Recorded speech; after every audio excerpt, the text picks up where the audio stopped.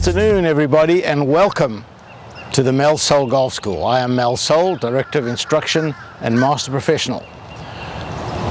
Today I'm going to talk about a swing flaw that plagues a huge amount of golfers, and that is coming over the top.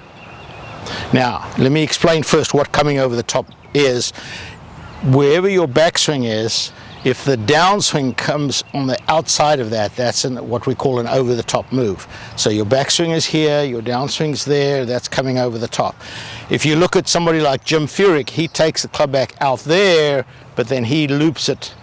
So when he comes down here, and I was watching recently a swing of Barber, and man, that guy's got a bad backswing, but he was a fabulous player, because when he started the downswing, he got into, when I stop him halfway down, so Barber used to go back, and this elbow used to go out here. So the club was there, and his elbow was there, and he got up here. But when he started the downswing, that elbow would drop, he'd come right in here, the club would now be, the plane would be under the backswing, and when he came into the ball, at impact, he was in a perfect impact position. So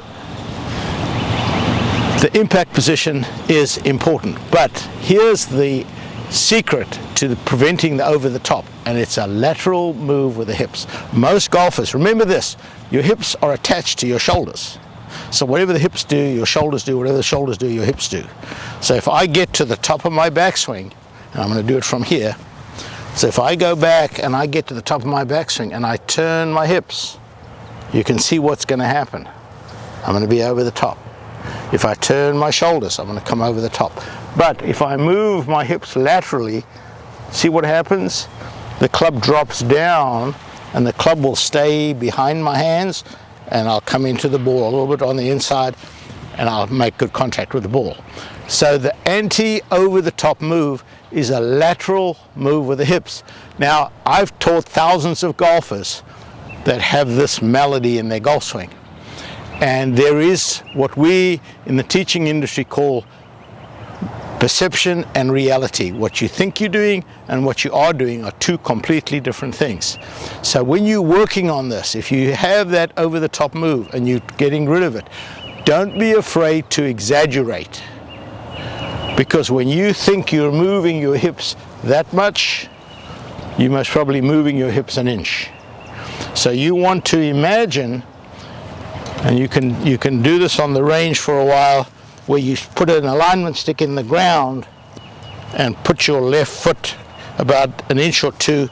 And when you go to the top, move your hip to that alignment stick. Once you get there, the hip starts turning. So if you imagine this as a wall, you never go through the wall, but you're going to go to the wall and then turn. So that little forward bump. So when you're practicing, and I'm going to do a swing here, but I'm going to exaggerate it. So watch. So you can see very clearly that my hip moves first. So you do those practice swings, do a couple of practice swings in between each hit. So you're telling your body what you want it to do. The body does not know the difference between right and wrong. It'll only do what you tell it to do.